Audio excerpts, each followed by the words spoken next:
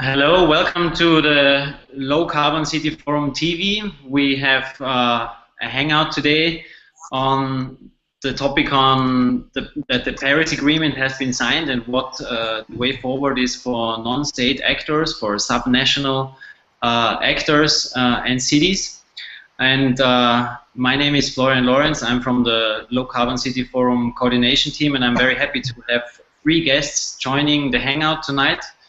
Or today or this morning, because we have guests actually from Korea, calling in from China, calling in from South Africa. I'm today based in Vienna, but we also have our Colombian team present in Colombia, so we have truly global conversation today, which I'm happy to moderate. Let me briefly introduce our guests by names. We have Rashiq Fataar here, the founder and director of Future Cape Town. We have Cornie Huizenga here. He's Secretary General of the Partnership for Sustainable Low Carbon Transport. And Suh-Yong Chung, he's the director of the Center for Climate and Sustainable Development Law and Policy of Seoul International Law Academy.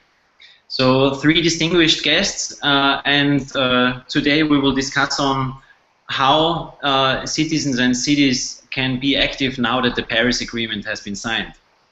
So as all of our viewers know, the Low Carbon City Forum is a citizen-led initiative. We are planning for a massive social mobilization this October, taking place from 10 to 12 of October in Medellin in Colombia. We expect to gather around 3,000 citizens around the subject to building a low-carbon city. So we are very interested in all forms of citizen engagement, of projects where citizens can be active and where they can be an active and productive counterpart for cities and also other stakeholders such as international or national NGOs or nation states to build change towards a low-carbon or maybe even post-carbon society. So in this sense, the Paris Agreement has been a very major milestone for us. We have started the Low Carbon City Forum project before the agreement has been reached in December, and of course, just like the rest of the world, we were happily surprised about the outcome, which is a good outcome and a substantial outcome, but now the entire world will have to think how we actually bring down that change into our society, and that's what we are talking today. So in the light of the Paris Agreement, which has been signed last Friday by 174 member states of the United Nations and the EU, we also have important other international legal frameworks and policy frameworks in place that have an effect on the quest of decarbonizing the society. So this is on one hand the Sustainable Development Goals, where one specific goal is dedicated to dealing with climate change and of course to decarbonize society. And very exciting, this year we have the Habitat 3 conference in Quito, actually taking place just 1 week after the Low Carbon City Forum, and we as a forum and some of our guests, we are actively engaged to further the topic of low carbon cities within that policy framework. So I want to come back to our invitees, and I would just ask you for a brief introduction of yourselves and your work, and how this in a broad sense relates to the topic of a low carbon city or of decarbonizing. So I would suggest to start in South Africa with Rashiq Fataar, who is founder and director of Future Cape Town and joins us from Cape Town today. Rashiq, please. Great, thanks Florian. I'm Rashiq Fataar. I'm the director of Future Cape Town. We're an independent organization based in Cape Town, and we have been promoting dialogue, discourse, and better thinking around the future plan of the city. We use a lot of social media, research, events, and consulting work to work between sectors to be able to get more people involved in improving the future of the city, whether it be public spaces or housing.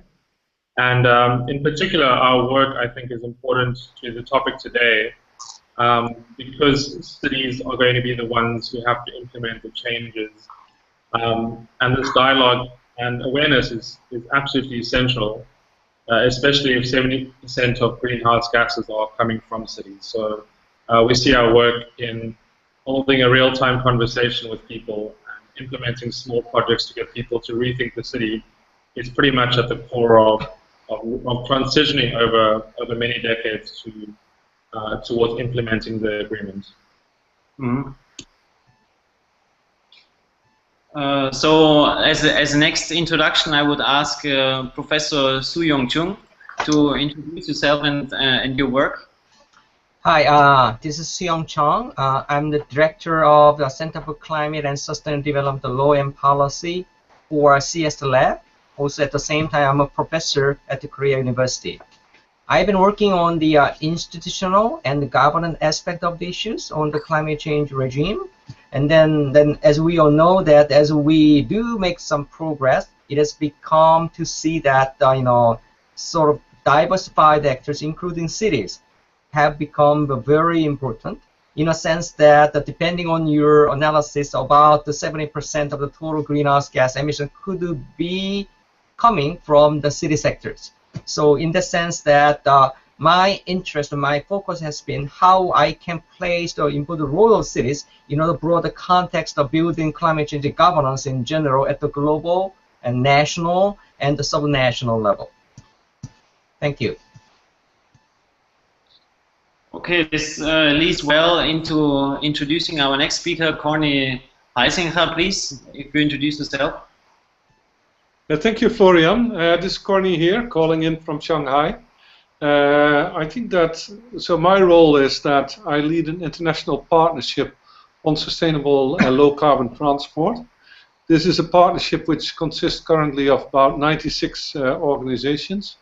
And we have members which are, let's say, NGOs, national NGOs, we have regional international NGOs, think tanks, UN organizations, development banks, transport organizations. So it's really a cross-cut of the entire sector.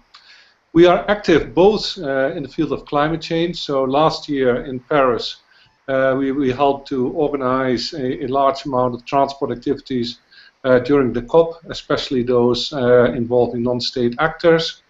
This year we also have an active role in the Habitat 3 process, where we will be organizing various events as well. So we like this idea, like what Florian is doing, about citizens' involvement, because there is a danger that these kinds of discussions, that they stay at an abstract level, where we are talking about changing paradigms, where we're talking about changing national policies. But ultimately, obviously, it's about what's happening in terms of implementation at the ground level.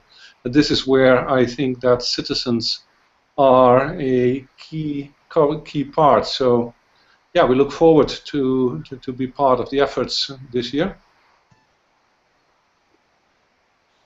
Okay, great. I think what you can see here in this hangout is also something that that goes towards the effectiveness of initiatives such as the Low Carbon City Forum and others that this sort of citizen-led initiative enables us to bridge different institutional and professional boundaries or sectoral boundaries. So I'm very interested to start kind of, because as guests you're also very interesting, because we all do work on a very international scale, but then also very localized. So I would be interested to hear from Rashiq, how do you manage to bridge in your work, like to bring in global themes such as the need for making our lifestyles less oil dependent or more sustainable, or to have more healthy lifestyles. How do you bring something like that into working with local communities, and what role could local NGOs play in this? I think, as Cornie said, the role of local organizations becomes so important because of the language being used in the media, the language being used by academics. To some extent, it can be quite exclusive. It can be quite limiting. It can be quite difficult for people to understand. So there's a necessary translation service that's needed, not just by organizations that are perhaps grassroots, but by a number of institutions, where all the facts, the data, the agreements are literally translated to a level that everybody buys into and then feels the need to act on. Unfortunately, we can't have merely signatures and merely more research papers on the topics. We need the culture to change, we need local mindsets to change, and we need people to be able to champion it in their own communities, champion new ways of change, new ways of transport. So the very aspect that we're looking to do, which is reduce emissions on a global level, really needs to start at a local level. But language and the translation of these various commitments and agreements needs to be made known to more people. And what better way than using local organizations who can commit to that sort of translation service and already have the trust of people. And if you can identify the champions and ambassadors in those communities, you have sort of long-term embedded change, which becomes a bit more possible. And what we found is that even in our work, whether we're blogging, whether we're doing public engagement, we're still needing to, simplify the language we use, whether it's around public space or energy, or whether we're speaking about transport emissions. And at the same time, we need to advocate and, again, champion those people who are, already living sustainable lifestyles. So, for example, in Cape Town, the majority of the less privileged or the poor live in the Metro Southeast. They live in dense settlements, albeit not always the best conditions or in very difficult conditions at times. But essentially, when we dream of a better together, using public transport and using fewer resources, and this is already happening in those particular neighborhoods. People are using public transport. People are living closer together, and yet they're not seen as a part of our sustainable development. They're not championed as a lifestyle that is contributing towards that. We mainly see policymakers and academics and mayors as making contributions, but often people in the most difficult circumstances, not to glorify that, but are using less resources, are using public transport, and are living healthy lifestyles. And we shouldn't limit that conversation and that championing to middle and upper income lifestyles alone. Mm-hmm. Yeah, I guess in some cases it's also about what lifestyle you choose and what lifestyle you are kind of not forced, but just kind of also born, or do you find yourself in because of your circumstances? Maybe jumping from this level to the level of very of international law and policy making, Dr. Chung. Where do you see like the other end of this? On one hand we have citizens, we have to talk to them, but then where is the other end? I mean, how can we translate those international commitments where every word is kind of like really tailored and negotiated about? How can those maybe facilitate more that the agreements can more effectively trickle down to a local scale, or be communicated and used to motivate non-state stakeholders? Right. So if we start from the sort of the very old start of the discussions on how to address climate change issues as a global matter, in a sense that in the 17th century, we, in international politics, we only thought about the sovereign states. Right? We still have that legacy, around, in a sense that if we look at the UNFCCC, membership is supposed to be given only to sovereign state members. And then even the Paris Agreement, which is a remarkable achievement out of the long time negotiation, is also has been agreed by only sovereign states. So, but if you still, is bound by this old style of the way of thinking, then you might miss many things important. For instance, as I said, many of the greenhouse gas emissions are made by private sectors, firms. And then unless you have citizens involved, actually you cannot settle the issues of the climate change problem in your household.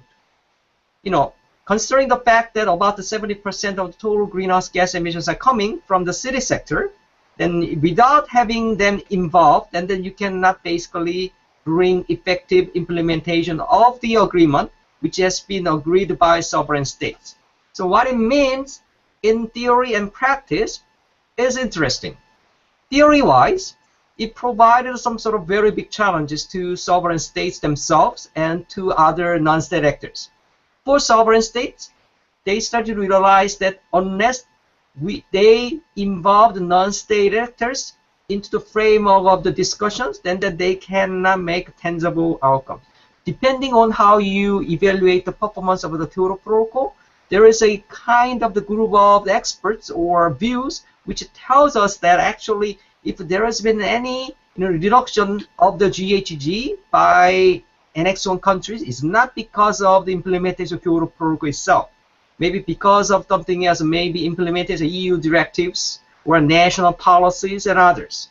So, one of the remarkable achievements in the sense of the Paris Agreement is that it made the framework sort of less state-centric, meaning giving more initiatives to the states themselves. So it created a sort of flexible room at the national level where actually different stakeholders can make their own contributions, right? Before, only sovereign states took the obligations to reduce greenhouse gas emissions, right? And then you ended there.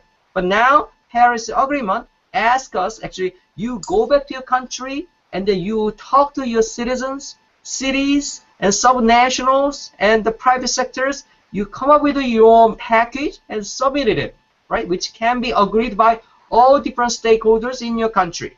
So this is a very innovative approach, we could say. So that's from the sovereign states' point of view. From non-state actors' point of view, this also means that there has been increasing opportunities for non-state actors to be involved in the process of building the climate change regime. Of course, now limitation is that citizens or city governments may not be able to participate in the negotiation as a former member, but there are many ways of actually for you to provide inputs to the negotiation. One of the important issues is that if you go to COP meetings, right, there are two important set of meetings going on. First set, formal negotiation.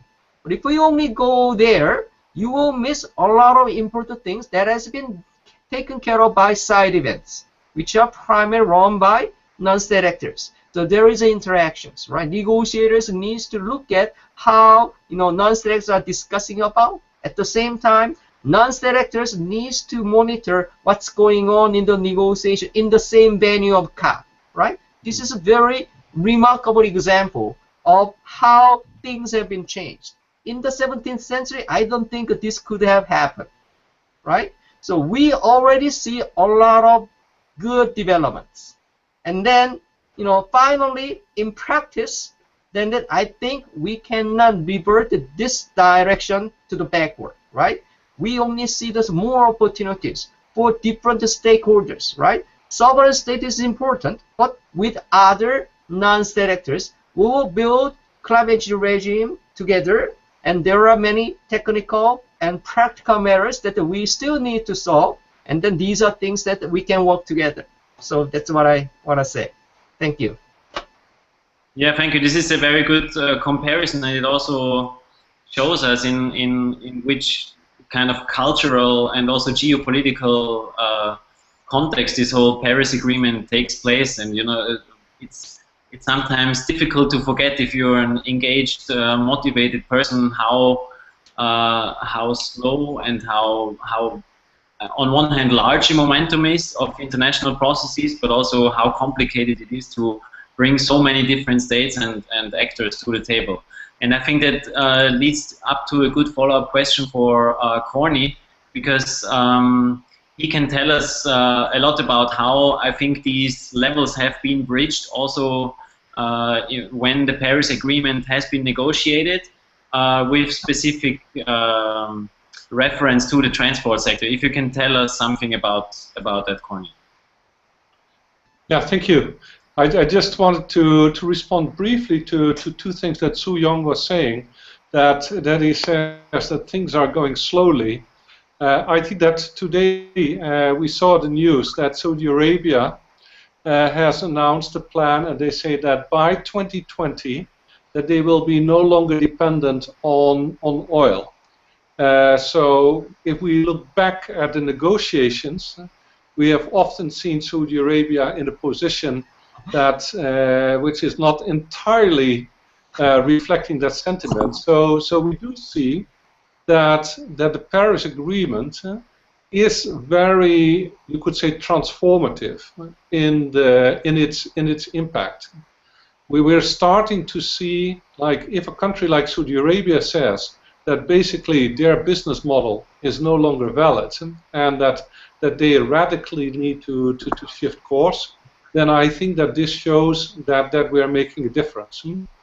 I also wanted to say, go back a little bit to what happened in Paris. That in Paris we saw an agreement which was remarkably ambitious. Like in the case of the transport sector had done its homework before going to Paris, and there were various modeling studies, and we all came to the conclusion that 2 degrees was too ambitious. And that the transport sector would not be able to realize the 2-degree scenario. And there was a certain amount of complacency in the transport sector, and that they felt that in a way that there was no need to do more radical homework prior to the COP. If we now look at this idea of citizen involvement, to some extent you could say that what happened in Paris was a meeting between sovereign states, but at the same time not all sovereign states are equal. Like we saw, what happened in Paris was that there was a group of very small countries who normally would not have a substantive input on what happens in such discussions. But somehow they were able to mobilize international opinion in support of the 1.5 degrees. They were able to support and to mobilize the energy from the big climate march in September of 2014. So that in a way, when the Marshall Islands were talking about the 1.5 degree scenario, the other people in the room were not just hearing the Marshall Islands, but they were also hearing all the people outside the room who were not in the room, but who were reflecting this opinion. And I think that in that sense, that I think that the UNFCCC process has turned out to be remarkably open, much more open than I think that what we had expected. Prior to Paris, we were all thinking like there's going to be a deal made behind the curtains and things like that, but that did not happen. So in the case of the transport sector, what we have been working on is how do we mobilize the non-state actors. And we started doing that in 2014 when Ban Ki-moon organized his climate summit. And so we were instrumental in organizing the transport sector. And we organized 5 initiatives on transport, on public transport, on railways, on freight, on fuel economy, and one other. Then last year, in the lineup to Paris, we organized another 10 commitments. So that meant that there were 15 large-scale initiatives involving private sector, involving cities, involving NGOs, etc., who made commitments to actually do something on the transport sector. And this momentum is further reinforced by the outcome of Paris. Next week, there's a follow-up meeting in Washington, the Climate Action Summit, where people are talking again about how do we implement? How do we make certain that things happen? And increasingly, coming back to what Florian was saying in his opening remarks about the Sustainable Development Goals, that people start to realize that we are no longer just talking about change for the sake of climate change. Like, we are now increasingly talking about change for the sake of sustainable development. And this is, I think, like Rashiq, who is working in Cape Town, if he speaks to the people, in most cases, they will not be interested in saying we want to change the city just for the sake of climate change. But the citizens of Cape Town will say, we want to have better access. We want to be able to get to our jobs. We want to have regular water supply. We want to have predictable energy supply. And I think that that is what is at stake now when we talk about implementing the Paris Agreement. This is where we all have to come together. Mm-hmm. So question, like, because I saw, Florian, that you were asking us whether we could come up with a question for the other panelists. Yes. So my question to Rashiq would be, is that so he's working at the city level. So how does he balance the, let's say, these interests from the people who are not necessarily driven primarily by climate change concerns, and how do you respond to that? How do you bridge that gap that you say, like, by coming in with this language on climate change, and how do you bring it down to the level of the people on the ground? I think there's no one particular answer. I think firstly there must be a commitment to this translation, this language change, and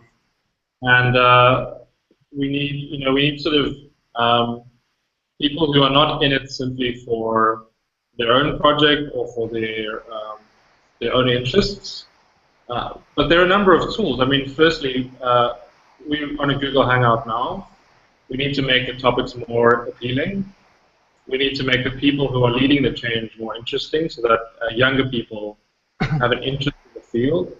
One of the things that we do is we work with, we created a community called Young Urbanists for people under the age of 40, simply to connect, simply to meet at social events, whether they're from finance or arts or government or even fields that are outside of cities in particular, or the field of cities. Because we have a belief about is in fact long-term change by younger people who are, let's say, the young professionals today, and yet their voices aren't being heard. Sectors that are not traditionally part of climate change or sustainability are not being included, in particular finance, the political environment, those that are in other fields, whether it be urban design or construction.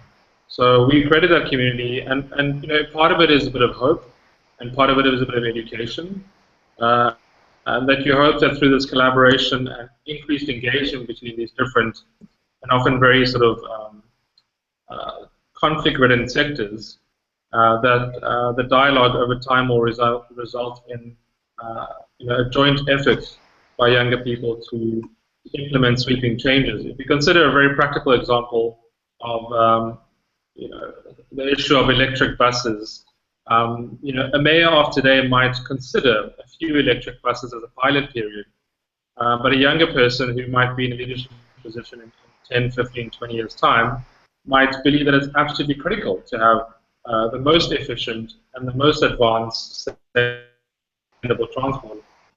And that won't really even, there'll be a complete mindset shift in the coming decades. They'll be completely comfortable with using social media. They'll be completely comfortable with embracing innovation and change.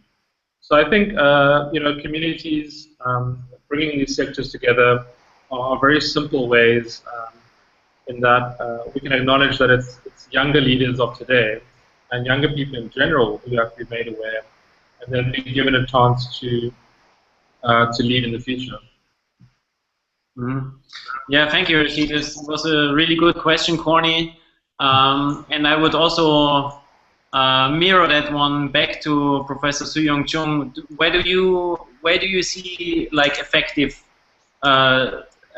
ways to basically raise awareness about the Paris Agreement, that the world came together now to reach the 2-degree target? You know, how can we make citizens aware that now it's time to change and to let change run free, basically? Well, my immediate answer: organize this type of the meetings every day. You know, if we look at the Paris Agreement, there is a standalone article about the importance of public awareness, right? It's the first time for us to see that as a part of the legally binding instrument, right? That provided already very good momentum for various stakeholders. Actually, started to realize that actually we have to do something in the context of raising our awareness. Probably we may not understand, we may not realize how important to have this standing alone article in Paris Agreement about raising the public awareness. So, as a professor, even I encourage my students to organize, mock debates by themselves. We usually invite sometimes 600 students to come to Korea University and then have their own model UNFCCC debates, and then we brought some of them to COPs, and then it's another way of raising future leaders' public awareness. And then in Seoul, there are many civil society organizations, even though where I partially involved by myself with, they organize conferences and web-based meetings, and sometimes, publish the articles, and then I see everything all the time, about the importance of climate change issues. And so, there are many ways. It's natural because, of the big momentum that Paris Agreement generated, then that everybody is keen on how we can better understand this, and then once again they see the importance of public awareness that is inscribed in this instrument, and then government asks the private sectors, even the citizens, to do something by themselves, and it will bring synergy effect even back to the government and other stakeholders. So there is a natural process. Also, I'm not joking though. Organize this type of web-based meeting. It's free. You can meet many people from all over the world at the same time. This will generate another momentum, actually, for us to raise public awareness. And then we can replay actually this conference, right? Just simply clicking on the buttons. So, we will see this more. And then it comes naturally. No one will force us to do this. It will. We also strongly believe from the side of the Low Carbon City Forum that this awareness about this ultimate necessity for mankind, it sounds very very theatrical and very epic, but that's basically what it comes down to. That this dealing with climate change is just a new sort of zeitgeist starting at the moment. It will trickle down into all people's heads, and maybe I think there's something what we briefly also talked about. I think that that we can raise awareness also by not only scaring people, but we are really also with the Low Carbon City Forum, we are trying to make people understand that giving up a fossil fuel dependent lifestyle doesn't necessarily mean that you have a better quality of life in the end.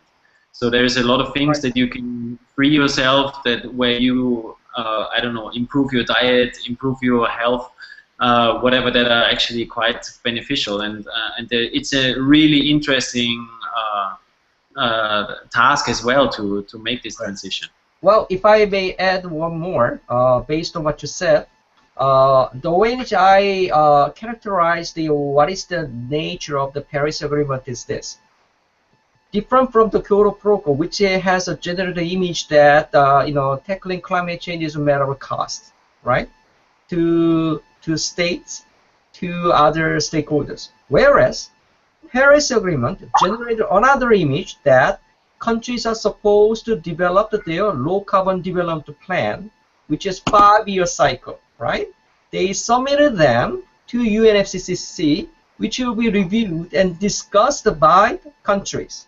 And this is not about generating the matter of the cost, but generating matter of opportunities, right? Low carbon city forum can tell citizens that working on climate change will give you more opportunities, right?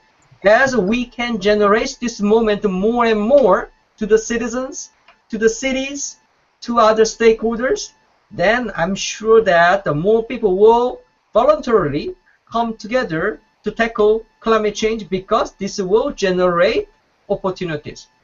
Quoting what is about the Saudi Arabia, I don't think they made the decision because they saw climate change as a matter of cost, right? They wanted to change their national policy because climate change can bring another opportunity for them, right? So they voluntarily decided, not to repeat what they used to do, right? And then this momentum will bring more people to have more interest in looking at the issues of climate change. Yeah. Hey, Florian, Cornie here. Just briefly, yeah. I just briefly want to say something to our audience, because you can go to the website and then there join the hangout. So invite your friends and other people who might be interested. If you're watching, you can join live and then also participate in the discussion with the hashtag LCCFTV. Okay, Cornie, thank you. What was your remark? Yeah, so my question is, can you say a little bit more about the event in Colombia that you're organizing? Because it would be interested to, I would be interested to see how, for example, like how the members of SLOCAT can contribute to that, either online before, following the suggestion from Yun Show, to have these kinds of meetings or hangouts more often, but obviously also to see what we can do in Colombia, because like in Habitat, which is the 1 or 2 weeks afterwards, we will be having a big special transport day. So if we can build on what is being discussed in Colombia, that would be quite helpful for us as well. Mm-hmm. Okay, let me briefly do that. I was not planning to make too much marketing for the Low Carbon City Forum, because everybody can go on the website also, www.lowcarbon.city, and also see the information there. We have everything published in English, but also, of course, in Spanish. So, in a nutshell, the idea is to make a massive social mobilization across different sectors, across different societal backgrounds, and of course with inviting the global community to basically build exactly that awareness and further the momentum for decarbonization of our society in all sectors. So with the forum, one thing, everybody who is interested to share ideas, we currently have a call for proposals out. You can visit the website, and we invite academics, researchers, planners, artists, campaigners, all sorts of advocates to share their ideas and their best practices, how we can, in different sectors, deal with the decarbonization issue. So until 20th of May, everybody can submit their proposals, and we will use those proposals then to build up the program for the forum. The program of the forum, it will be a 3-day intense program, which is set up to be an interactive venue for exchange. We are planning to have no barriers for entrance fee, or very low barriers, so that a lot of people can participate. And so we welcome everybody to join here, but of course we also invite selected speakers where we think that the forum and the participants will gain a lot. And one interesting initiative that is coming to life these days, and which has been already quite successful, is the ambassador cities, the low carbon city ambassadors. We have so far more than 55 cities on 4 continents where people are located and actively advocating for towards a low carbon city, and they are creating events to raise awareness. They are showcasing examples for how a low carbon city can be built, and they just try to get momentum for the initiative. So that is also something where you can visit our website and sign up and become a city ambassador. We are really trying to keep these barriers very, very low, you know. So we have an open hand, inviting people to join and creating a movement. So of course everybody's invited to come to Medellin, but also join the network beforehand already, and it will, of course, the movement is going on afterwards as well. So I hope that this is enough information for your peers. I can see we have a good discussion here.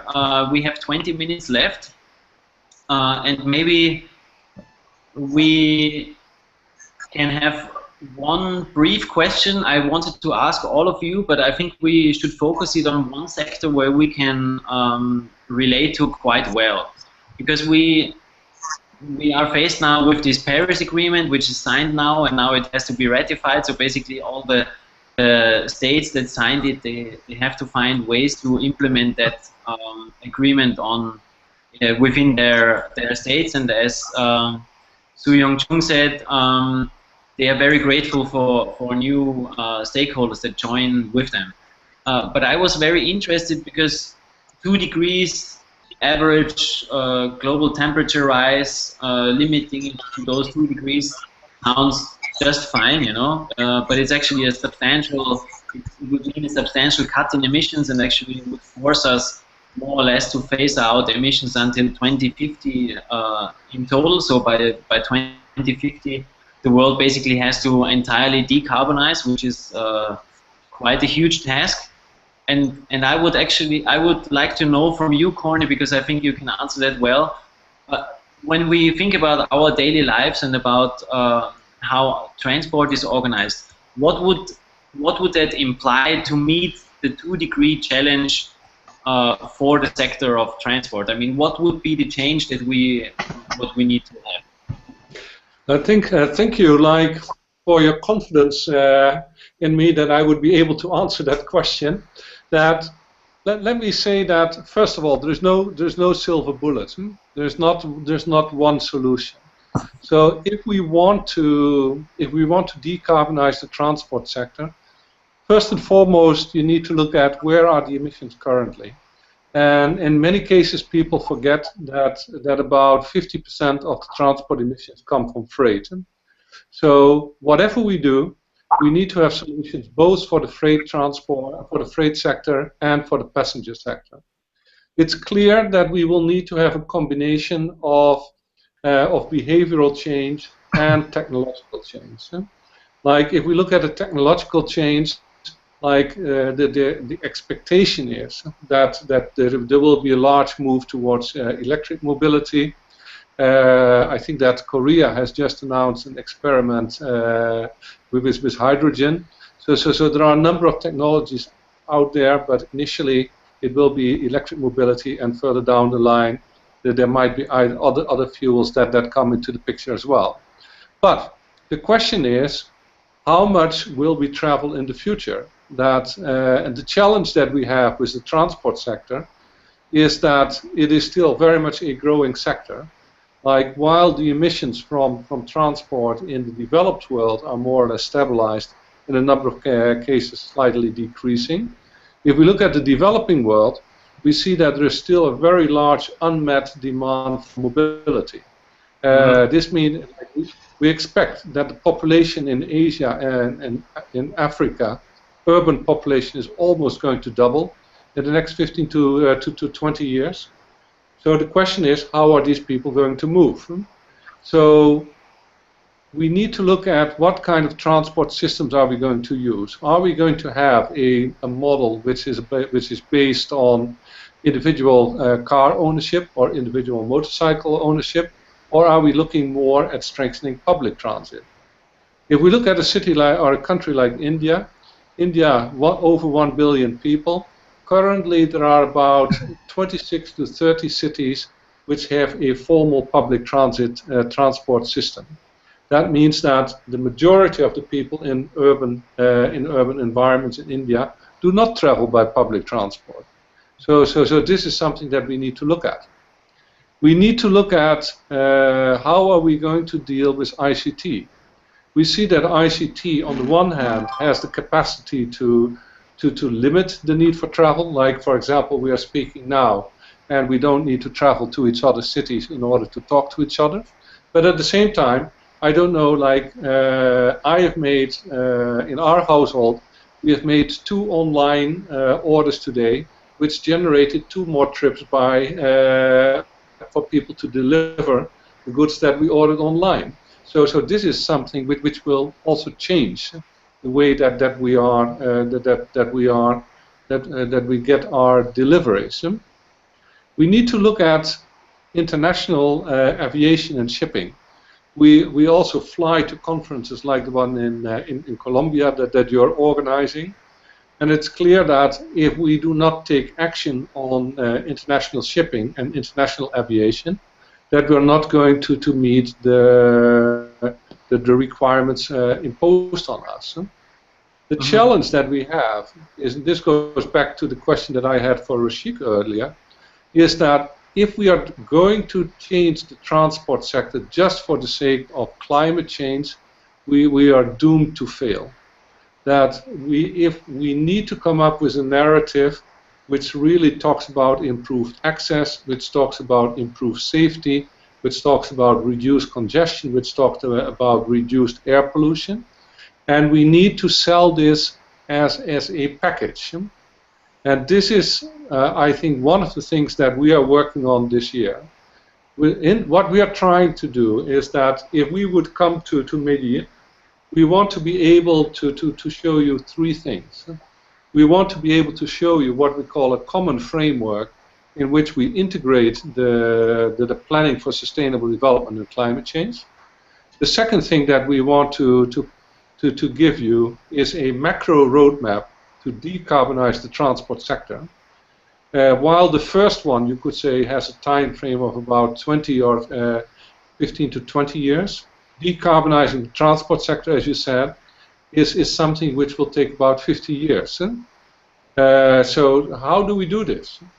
How do we make certain that the private sector is ready to make the investments? How do we make certain that the policies are in place to enable this? So both of these things, the common framework and the roadmap, are medium to long-term projects. But at the same time, what we're also working on is a set of quick wins that we say, like, what is it that can be done by cities, by countries, by private sectors, by citizens, in order to kickstart this transformation of the transport sector? And I think that is important, because also citizens, coming back to the starting point of this dialogue, citizens are going to look at and say, look, what happened in Paris was a talk show. How do we, as activists or as advocates, how do we work with those people, like with your city ambassadors, with the governments and things like that? How do we work with them to ensure that people say that this is a different global process than all the other processes? So one concrete thing that we are doing, which I think is also relevant for your meeting in Medellin, is that we are organizing in June a roundtable in Lima, Peru, with politicians from the Latin American space. So this time, on purpose, no civil servants are invited, because whenever you have a workshop with civil servants, they always say that the biggest obstacle is political will. So what we are doing is that we are shortcutting the system, and that we say we only have a workshop with politicians, and that we say, like, you decide how are you going to incorporate, how are you going to make a career as a politician incorporating this new narrative on sustainable development and climate change. So we think that that is also, I think, a very important step, what Rashiq described as translation. So all in all, lots of activities from our side, and we hope to share those not on a daily basis, but let's say on a monthly or 2 monthly basis with you. Okay, yeah, thank you, Cornie. This is a very good example, and I think everybody who wants to know how you can deal with a complicated task to bring and creative strategies and effective strategies to bring people together on a table to decide on bold actions, you can look at the work of the Slow-Cat Partnership on their website.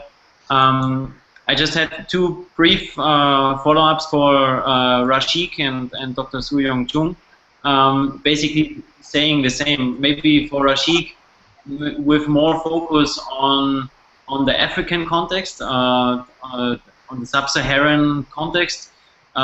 We have a rapid urbanization going on, like cities are being developed in Africa, and African urbanism is very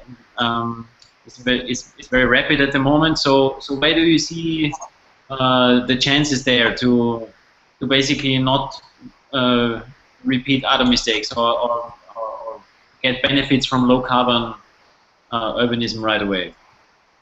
Florian, thanks very much. I just want to make 2 short points which add to the professor's points on transport. The first point is we actually need to reconfigure and renegotiate the systems of governance and institutional relationships in cities. For example, if a city doesn't have control of their transport sector, if they don't have an ability to influence energy policy or to distribute or to sell, then our discussions sort of become quite irrelevant. So we need systems of cooperative governance. We need to interrogate the roles between city, regional, and federal governance.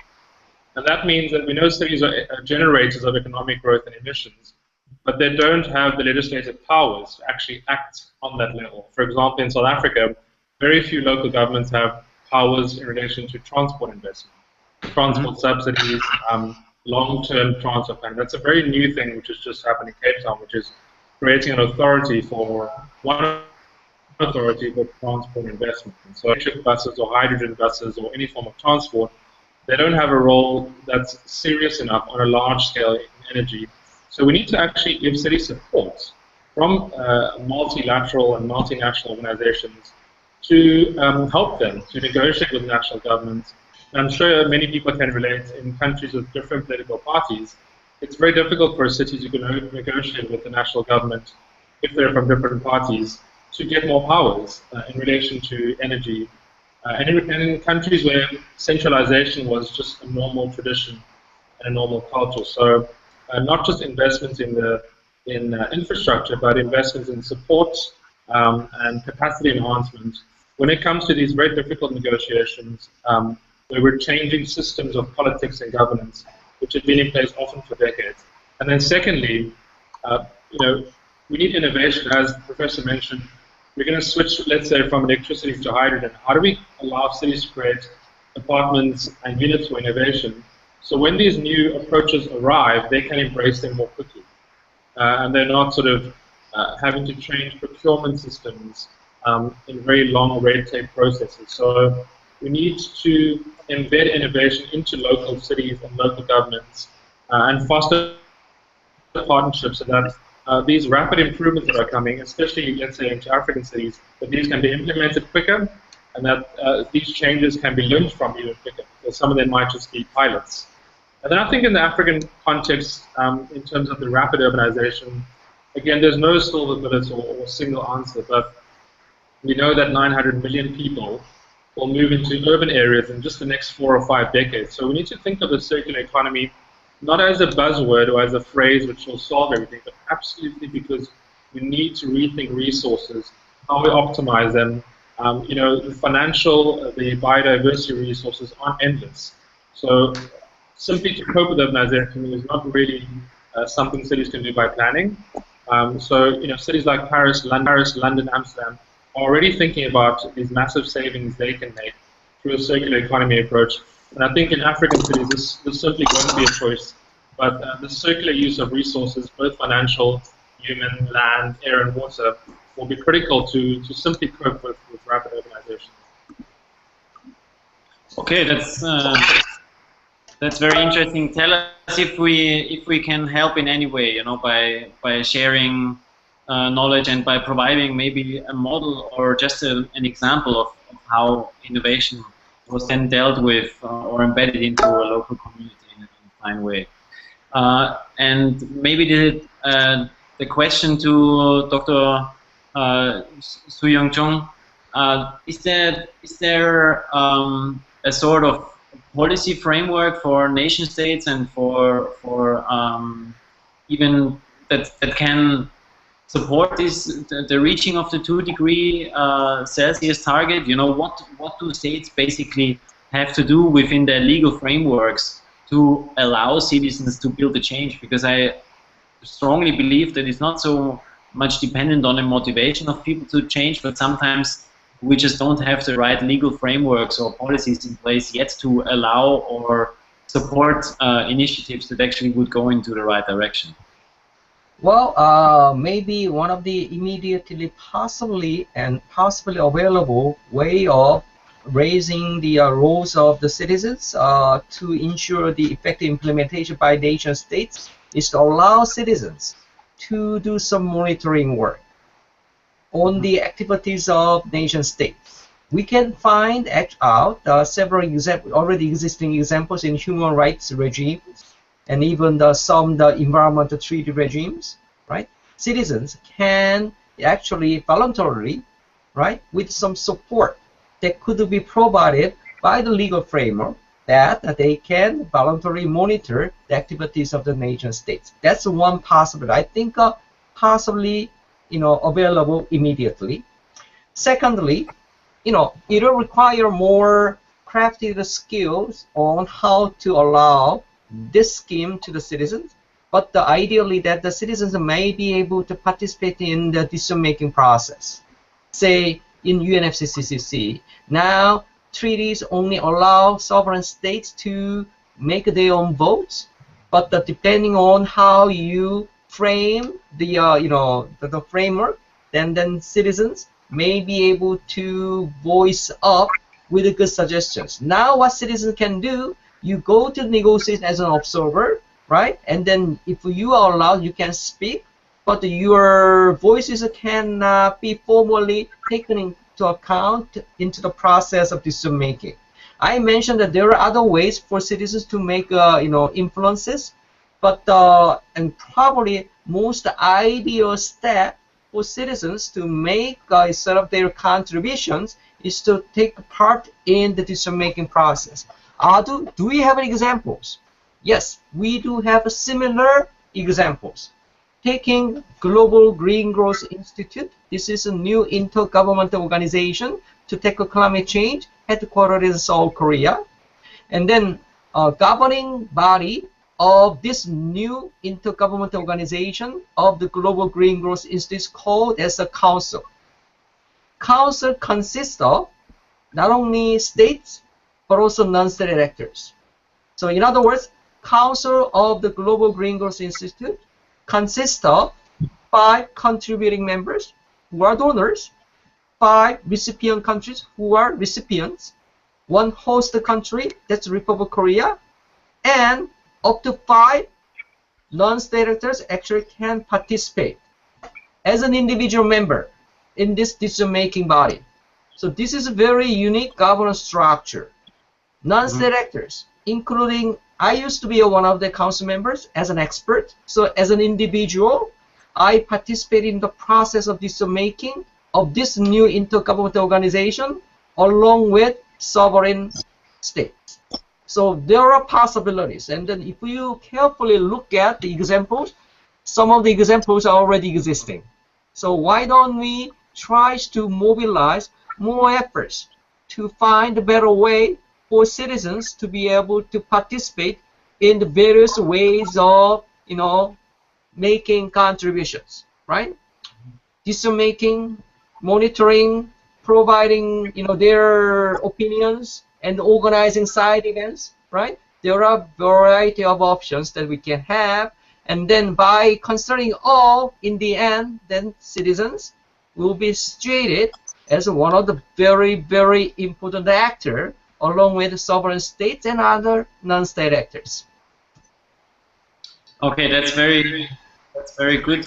One of the aims of the Low Carbon City Forum is also to develop publicly available resources and best practice examples, which can then be disseminated via the Ambassador Network, for example. So we are looking forward to developing all such material with you and with other experts that we will consult. I have now a final round of questions because, unfortunately, just as the discussion is getting really comfortable, and I could sit in Viennese coffee house style with you now for much longer time and conversing about that issue, and I'm sure there is really a lot to discuss about. But we decided to keep the hangout to 1 hour, and also we all have to leave, I think, very soon. But I will just make one very brief final round for all of you and ask you very briefly if you met somebody in the elevator and that person is basically asking you on the ground level, oh, I really dream to change the world and I just heard of the Paris Agreement and now I want to do something because I think that it is urgent and we need to meet the 2 degree target for sure, and maybe even manage the 1.5 degree target. So what can I do?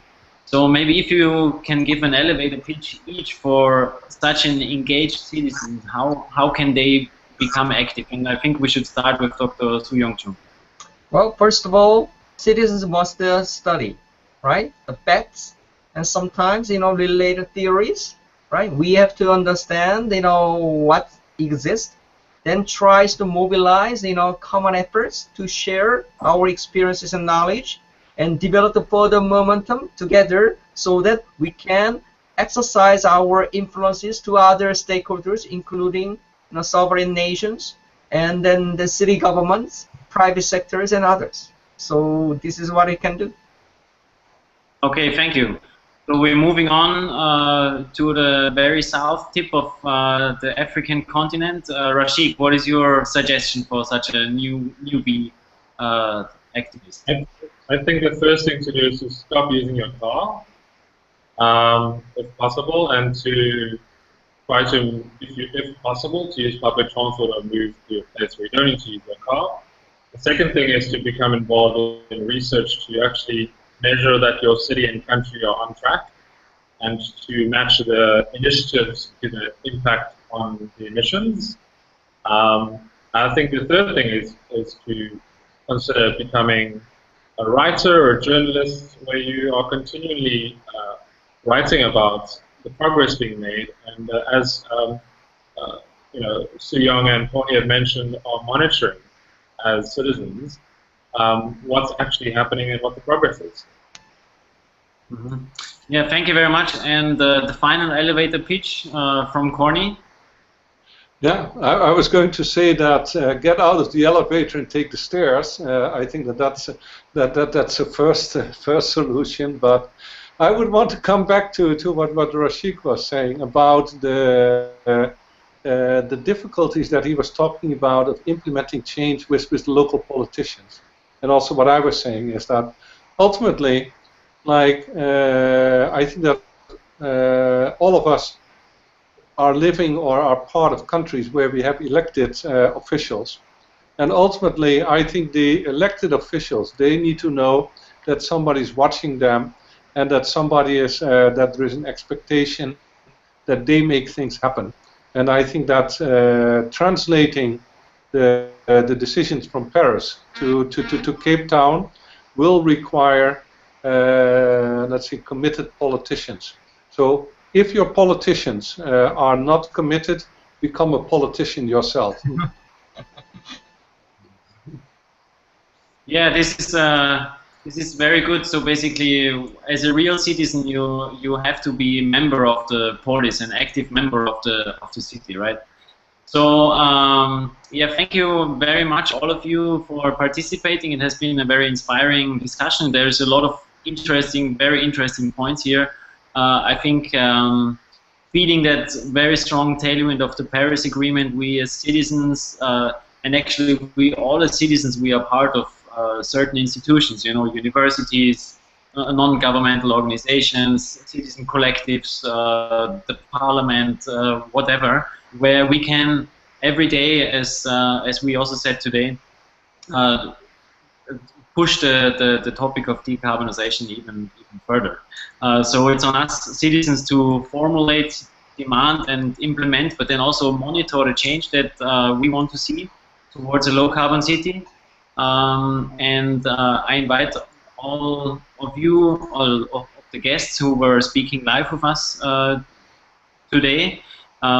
We had 3 distinguished guests, Rashiq Fataar, founder and director of Future Cape Town, Cornie, Huizenga, Secretary General of the Partnership of Sustainable Low Carbon Transport, and Dr. Suh-Yong Chung, Director for the Center for Climate and Sustainable Development Law and Policy of Seoul International Law Academy. You have been with us at the Hangout for the Low Carbon City Forum, and we invite all of you and the people who listened live, but also the people who will watch it, posted on our blog on www.lowcarbon.city, to join us in October for the forum, but also beforehand to engage with us on social media with the topic, make your position heard, but then also join us in Medellin for the forum, and maybe become an ambassador, make use of the materials that we share and of the topics that we bring up. So thank you very much for attending the Hangout, and we're looking forward to talk to you in the future. And good luck for your further work. Thank you very much. Thank you. Bye-bye.